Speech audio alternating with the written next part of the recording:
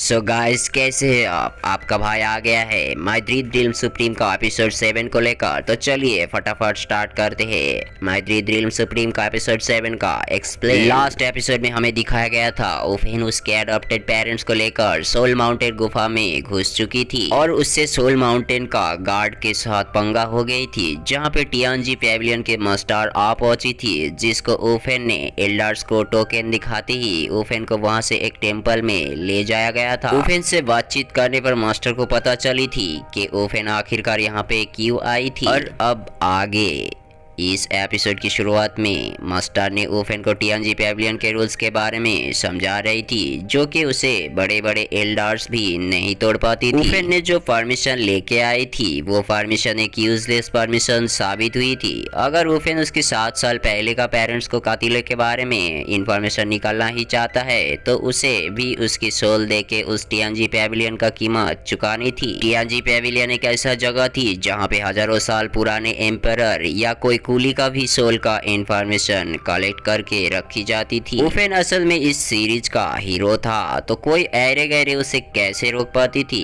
और उससे बातें करके भी मास्टर को वो अच्छा लगी और ओफेन के डेस्टिनी को फॉलो करते हुए मास्टर भी आखिरकार टियानजी पेविलियन में एंट्री करने का हुक्म दे ही दिया था।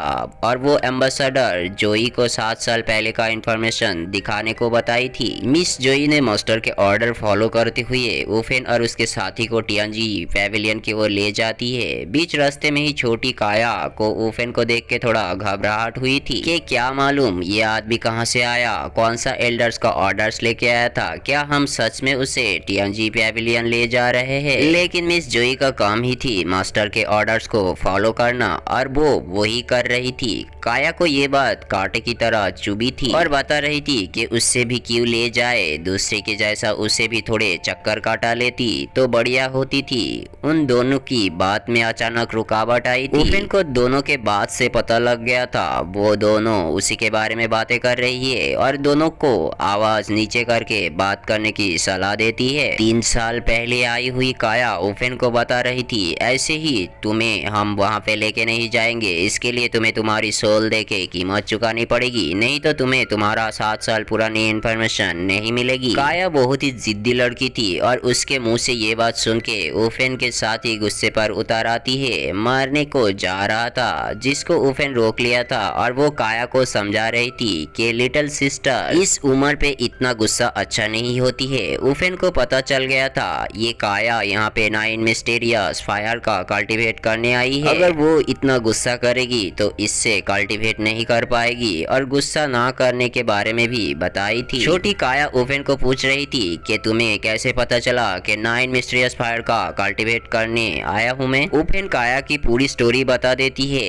1 महीने के अंदर काया 9 मिस्टीरियस फायर का कल्टीवेट कंप्लीट करने वाली है, लेकिन उसमें थोड़ी प्रॉब्लम है, जो कि 9 मिस्टीरियस फायर का स्किल नैरो पर अटैक करती है और हड्डियों को मजबूत बनाती है और इसीलिए इसका हार्ट में इंजरी हो सकता है। अगर मैं गलत नहीं हूँ तो वो जब फुल मून बन जाएगी तभी उसके हार्ट में जलन होना स्टार्ट हो जाएगी। ओफेन बताई थी कि जब तुम लास्ट टाइम फुल मून बनी थी और तुम्हारे हार्ट में जलन हो रही थी, वहाँ पे डार्कनेस भी थी जिससे तुम्हारे हार्ट और सोल को अटैक किया था। उस डार्कनेस की वजह से तुम्हें कुछ महसूस नहीं हुआ था, जो कि एक अच्छा साइन है डेमंस के लिए। काया को इतनी सारी चीज को पता नहीं थी और डार्कनेस डेमंस का नाम सुनते ही उसे डर लगने लगा था। 9 मिस्टीरियस फायर का कल्टीवेट फिर से कैसे करे उसे ये समझ में नहीं आ रही थी, क्योंकि नेक्स्ट मंथ वो मरने वाली है। ओफेन काया को समझाती हुए कहते हैं तुम चिंता मत करो, मेरे पास भी इसका इलाज है, क्योंकि ओफेन को भी सेम प्रॉब्लम हुआ था और वो अभी सही भी है। ओफेन के पास डेमंस को काबू करने का एबिलिटी था, जो कि उस तरह का एबिलिटी और दूसरे के पास नहीं था कि ऐसा प्रॉब्लम को सॉल्व कर सके। उसने ये सारे चीज को सेंट्रल स्टेट से ही हासिल किया था। काया ने ओफेन से माफी मांगी थी और ब्रदर बोलने लगी थी ताकि ओफेन उसकी बीमारी को ठीक कर सके। ओफेन खाओसू के सबसे सुप्रीम पर्सन था और उसके वजह से खाओसू अभी भी प्राउड फील करता है। काया को खुद की किए कर्म पर शर्म आ रहा था कि उसने किसको क्या क्या नहीं बोला और मिस जोई को टियानजी पैविलियन में ले जाने के बारे में बता रही थी। मिस जोई वुफेन से काया के लिए माफी मांगते हुए बता रही थी कि छोटी बच्ची है, उसका बातों पे बुरा मत मानना, और टियानजी पैविलियन की ओर बढ़ती है। इसके बाद टियानजी पैविलियन को दिखाया जाता है जिसका 9 फ्लोर था। उन 9 फ्लोर को एक एक चीज के लिए सिलेक्ट किया गया था। सबसे ऊपर वाला फ्लोर को इंफॉर्मेशन सिलेक्टिंग और शॉर्टिंग के लिए सिलेक्ट किया गया था। बटम वाला लेयर में सारे के सारे इंफॉर्मेशन को जमा करके रखा गया था। साउदर्न किंजू का भी काउंटलेस इंफॉर्मेशन यहाँ पे रिजर्व किया गया था। और इस तियानो एम्पायर के पूरी बिल्डिंग एक हेवन के रिवर के ऊपर बनाया गया था ताकि कोई इतना इजी से यहाँ से इंफॉर्मेशन को चुरा ना सके। टियानजी पैविलियन के टाइम मशीन के पास पहुंचने के लिए भी ट्रांसपेरेंट लिक्विड का इस्तेमाल किया जाता था। कोई अननोन मेंबर से ये चीजें नहीं होता था। मिस जोई ने टाइम मशीन में 7 साल पहले का क्लाउड सी उनाई भीला को सेट कर देती है, जिससे वुफेन को कहा गया था यही लाइटनिंग जो तुम्हारे साइड में घूम रहा है ना, वही तुम्हें इंफॉर्मेशन निकालने का मदद करेगा। वुफेन आग बंद करते ही उसे लू किंग्समैन को दिखाया जाता है जिसने ड्रैगन केव में 7 एल्डर्स को पॉइजनस किया था। टियानजी के टाइम मशीन में 2 आदमी मिसिंग था, उनका कोई इंफॉर्मेशन वुफेन को नहीं मिल रहा था। मिस जोई टाइम मशीन को बंद करके बोल रहा था जो इंफॉर्मेशन था वही तुम्हें मिला,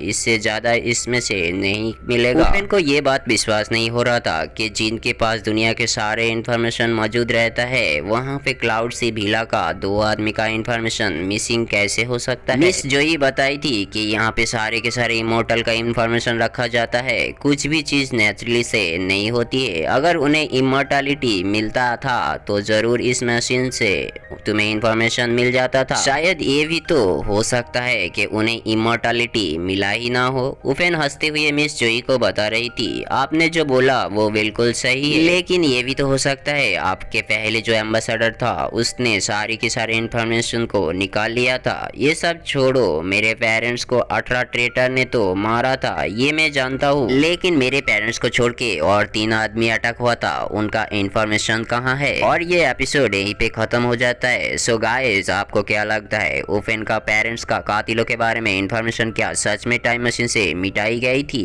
या मशीन में कुछ टेक्निकली प्रॉब्लम थी? मुझे कमेंट बॉक्स में जरूर कमेंट करके बताइए।